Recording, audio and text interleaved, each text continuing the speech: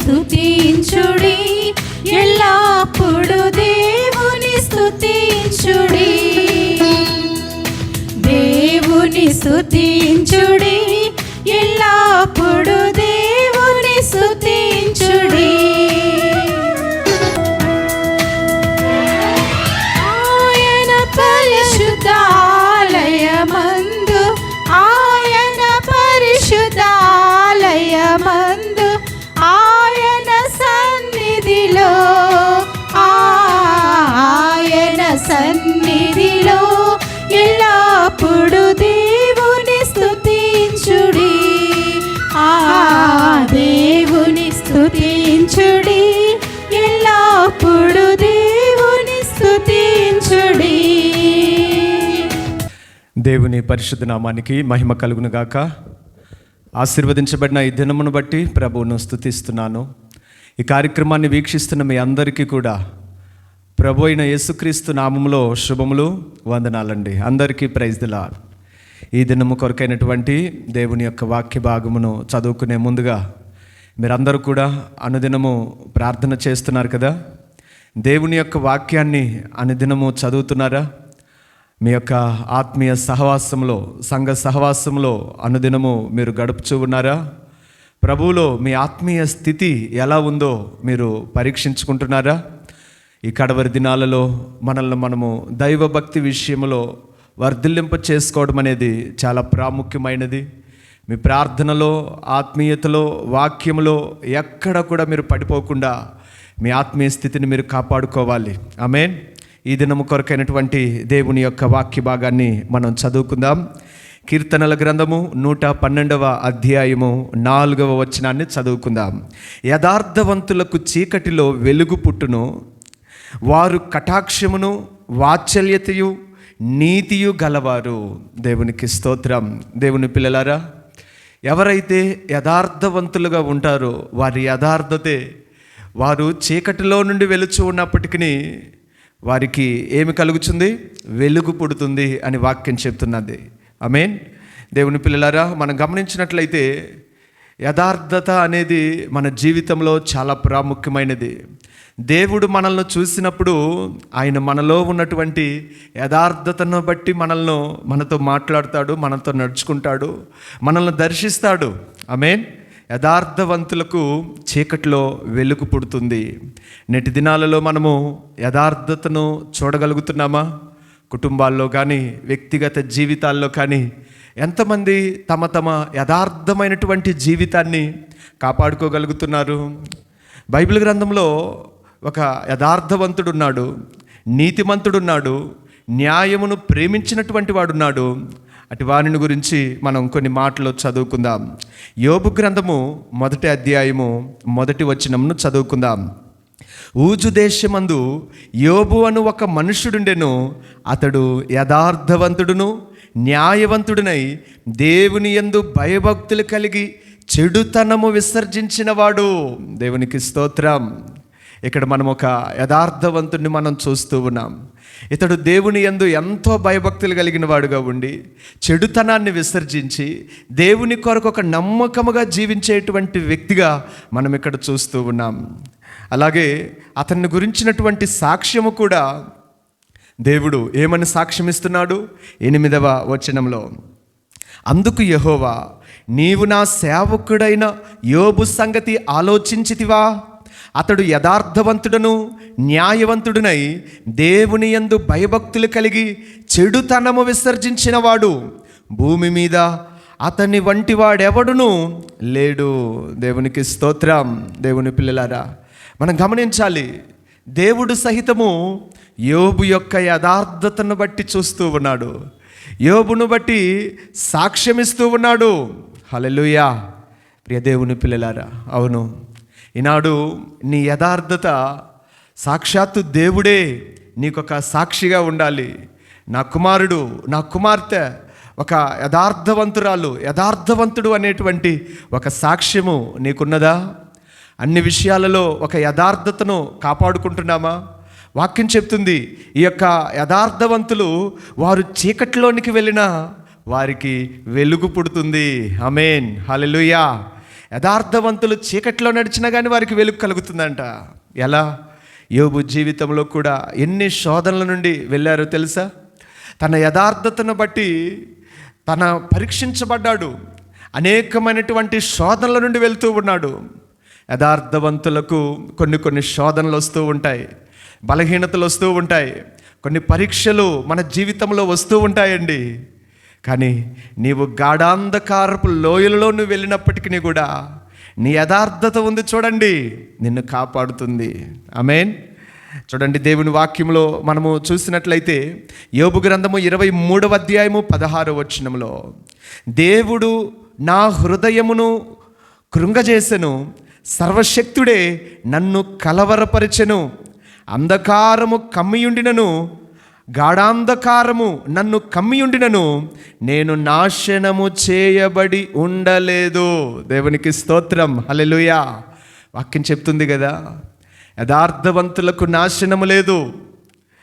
ఇదిగో ఇక్కడ వాక్యంలో మనం చూస్తున్నాం, గాఢాంధకారము, అంధకారంలోనికి నేను వెళ్ళినప్పటికీ, గాఢాంధకారం నన్ను చుట్టుకున్నా కానీ నేను నాశనము చేయబడలేదు. ఆమేన్. ఎందుకంటే యోబు తన యొక్క యథార్థత తనను కాపాడుకున్నది. హల్లెలూయా.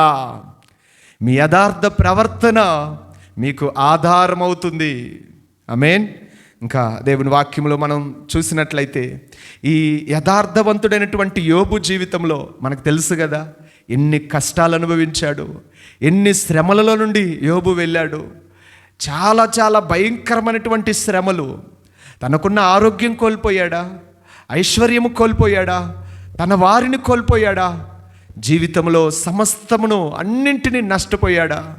చివరికి తన భార్య చేత కూడా అనిపించుకున్నాడా? అన్ని విధాలుగా నష్టపోయినటువంటి యోబు, కానీ తన యొక్క యథార్థత తనను మరలా రెండంతలుగా ఆశీర్వదించబడేటట్లుగా చేసినది కదా. అవును ప్రియ దేవుని పిల్లలారా, నువ్వు యథార్థతలో ఉంటే నువ్వు చీకటిలో ఉన్నా, త్రోసివేయబడినా, వెలివేయబడినా, అవమానాల పాలైనా, నిందల పాలైనా, ఓ దేవుడు నిన్ను తీసుకుని వస్తాడు అక్కడి నుండి. ఆమేన్, హల్లెలూయా. నీ యథార్థత నిన్ను కాపాడుతుంది. ఒకానొక సమయంలో, తగిన సమయంలో నీ యథార్థ ప్రవర్తన, అన్ని విషయాలలో యథార్థత, నీ మాటలో, నీ చూపులో, నీ ఆలోచనలో, నువ్వు చేసేటువంటి పనులలో యథార్థతను నీవు కలిగి ఉండాలి.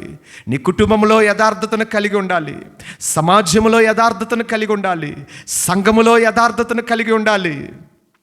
యథార్థవంతులకు చీకటిలో కూడా వెలుగు పుడుతుంది. ఆమేన్. దేవుడు యథార్థవంతుల వైపు చూస్తూ ఉన్నాడు. వాక్యంలో చెప్తుంది కదా, 42వ యోబు గ్రంథము 42వ అధ్యాయము 1వ వచనంలో, అప్పుడు యోబు యెహోవాతో ఇలాగు ప్రత్యుత్తరం ఇచ్చెను. యోబు పూర్తిగా దేవునిని నమ్మగలిగాడు. 42వ అధ్యాయం 2వ వచనం, నీవు సమస్త క్రియలను చేయగలవనియు, నీవు ఉద్దేశించినది ఏదియు నిష్ఫలము కానేరదనియు నేనిప్పుడు తెలుసుకొంటిని. దేవునికి స్తోత్రం, హల్లెలూయా. యోబు అన్ని పరిస్థితుల్లో కూడా ప్రభువు మీద విశ్వాసం ఉంచగలిగాడు, ప్రభువును గుర్తెరగగలిగాడు. ఎన్నెన్నో క్లిష్టమైన పరిస్థితులు వచ్చాయి, యథార్థతను వదిలిపెట్టలేదు. ఆమేన్. ఆ కష్టాలు పడుతూనే, కొన్ని శోధనలు, బాధలు, ఆ నిందలు, అవమానాలు, వేదనలు అనుభవిస్తూనే నా ప్రభువు గొప్పవాడు, నా ప్రభువు ఉన్నతుడు, ఆయన నన్ను గాఢాంధకారంలో నేను ఉన్నప్పటికీ కూడా ఆయన నన్ను బయటకు తీసుకుని వస్తాడు. ఈ శోధనలు నన్నేమి చేయవు, ఈ కష్టాలు నన్నేమి చేయవు, ఈ రోగాలు నన్నేమి చేయవు. నా ప్రభు సర్వశక్తుడు, ఆయన నా పక్షమున ఉన్నాడు. ఆయన ఉద్దేశించింది ఏది కూడా నిష్ఫలము కాదు. ఆయన సమస్త క్రియలను చేయగలిగిన దేవుడు. నేను చీకటిలో ఉన్నా ఆయన నన్ను వెలుగులోనికి తీసుకుని వస్తాడు. నేను అనారోగ్యంలో ఉన్నా ఆయన నాకు ఆరోగ్యాన్ని ఇస్తాడు. నేను దరిద్రతలో ఉన్నా ఇదిగో ఆయన మరలా నన్ను పైకి లేవనెత్తుతాడు. నీవు ఏ బలహీనత, చీకటి అనేటువంటి ఏ బలహీనతల్లో ఉన్నప్పటికీ కూడా దేవుడు నీ యథార్థతను బట్టి నిన్ను తీసుకుని వస్తాడు. ప్రియ దేవుని పిల్లలారా, మన ప్రభు అయిన యేసుక్రీస్తు వారు కూడా ఆయన ఈ లోకంలోనికి రావడానికి గల కారణం ఏమిటి? లూకా సువార్త 1వ అధ్యాయము 79వ వచనంలో మనము చదివినట్లయితే, మన పాదములను సమాధాన మార్గములోనికి నడిపించినట్లు చీకటిలోను మరణ ఛాయల్లోనూ కూర్చుండు వారికి వెలిగించుటకై ఆ మహావాత్సల్యమును బట్టి పైనుండి ఆయన మనకు అరుణోదయ దర్శనం అనుగ్రహించెను. దేవునికి స్తోత్రం, హల్లెలూయా. చీకటిలో కూర్చున్న వారికి, మరణ ఛాయల్లో ఉన్నవారికి ఒక గొప్ప ఆదరణ, ఆప్యాయత, ఆశీర్వాదము, ఒక గొప్ప విడుదలివ్వడానికి ప్రభు అయిన యేసు ఈ లోకంలోనికి వచ్చాడు. హల్లెలూయా, దేవునికి స్తోత్రం. దేవుని పిల్లలారా, ఆ విధముగా యోబును దేవుడు దర్శించాడు. ఒక అరుణోదయ దర్శనములాగా ఆ నిందలు, శోధనలు, అవమానాలు, అనారోగ్యాలు, తన సమస్తము కోల్పోయినప్పుడు తాను దేవునిని నమ్మగలిగాడు. ఇదిగో సర్వశక్తుడు, ఆయన సమస్తమును చేయగలిగినటువంటి వాడు అని నమ్మగలిగాడు. ఆయన చీకట్లో నుండి వెలుగులోనికి తీసుకొని రాగలిగిన వాడు అని నమ్మగలిగాడు. సమస్త క్రియలు చేయగలిగిన దేవుడని ఆయన నమ్మగలిగాడు.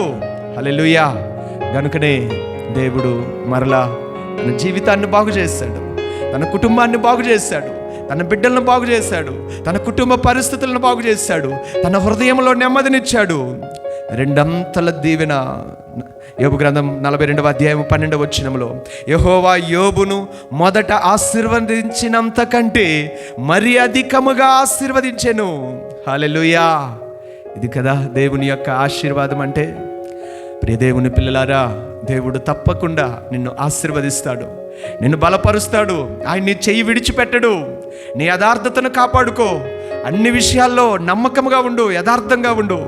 నీ పనుల్లో యథార్థతను కాపాడుకో, నీ కుటుంబంలో యథార్థతను కాపాడుకో, సమాజంలో యథార్థత కలిగి జీవించు.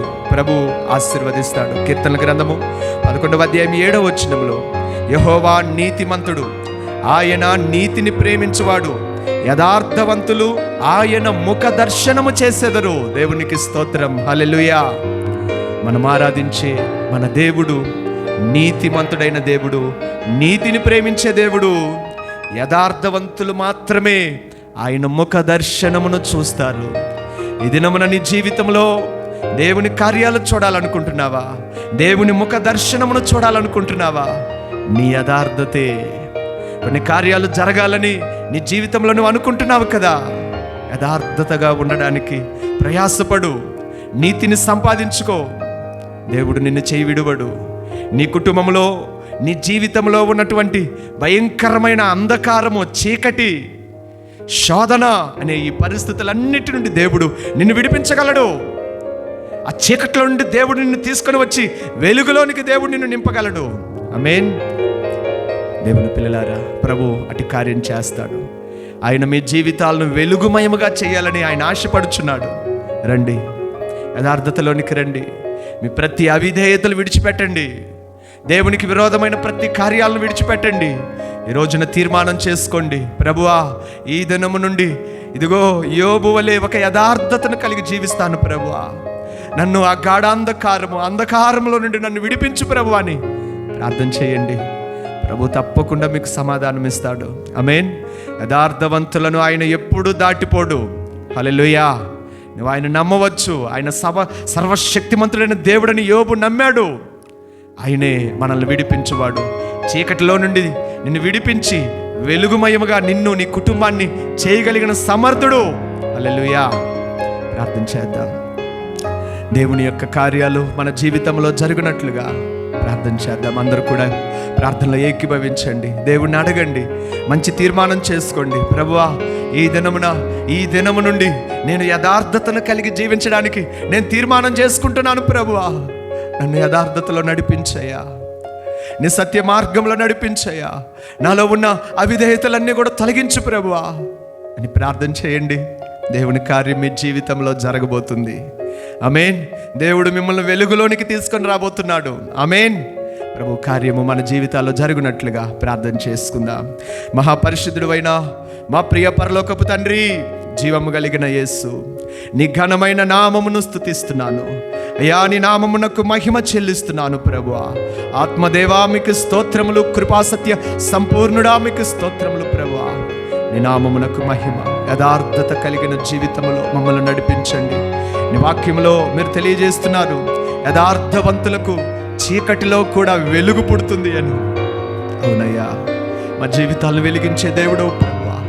యోబు ఎన్నో శోధనలు, బాధలు, బలహీనతల్లో ఉన్నప్పటికీ యోబు యొక్క యథార్థత తండ్రి తను తిరిగి వెలుగులోనికి తీసుకొని వచ్చినది, రెండంతల ఆశీర్వాదాన్ని కలుగజేస్తున్నది. అటు కృప మాకును దయచేయండి ప్రభువా. మాలో ఉన్న అవిధేయతలన్నీ తొలగించండి ప్రభువా. ఏ ఏ విషయాలలో మేము బలహీనలమైపోవచ్చున్నామో ప్రభువా తండ్రి, మమ్మల్ని విడిపించు దేవా. మీకు స్తోత్రములయ్యా, స్తోత్రములయ్యా. అనేకులు వారి వారి జీవితాలలో, కుటుంబాలలో యథార్థతను కోల్పోవచ్చున్నారు ప్రభువా. అనేక రకాలైనటువంటి సమస్యలు, పాపపు క్రియలతో, చెడు వ్యసనాలతో తమకున్న యథార్థతను పోగొట్టుకొనుచున్నారు తండ్రి. అటు బిడ్డలను మీరు దర్శించయ్యా. యేసయ్యా, అటు బిడ్డలు మీరు దర్శించు ప్రభువా. మీకు స్తోత్రములు ప్రభువా. ప్రతి ఒక్కరు మారు మనసు పొంది సత్ప్రవర్తనలోనికి రావడానికి, యథార్థమైన జీవితంలోనికి రావడానికి, రక్షణలోనికి రావడానికి మీరు సహాయము దయచేయండి ప్రభువా. మారు మనసు రక్షణ లేని వారి కొరకు ప్రార్థిస్తున్నాం, సహాయము దయచేయమని ప్రార్థిస్తున్నాం. వ్యాధులతో బాధపడే బిడ్డల కొరకు ప్రార్థిస్తున్నాం. మీ బిడ్డలకు మంచి ఆరోగ్యాలను మీరు దయచేయండి ప్రభువా. అయ్యా, ఏ ఏ దీర్ఘకాలిక సమస్యలతో మీ బిడ్డలు బాధపడుచున్నారో యేసు నామములో ఇప్పుడే దైవికమైన విడుదల మీ బిడ్డలకు కలుగును గాక యేసు నామములో. హల్లెలూయా, హల్లెలూయా. తండ్రి మీకు స్తోత్రములయ్యా. దేవా మీకు వందనాలు ప్రభువా.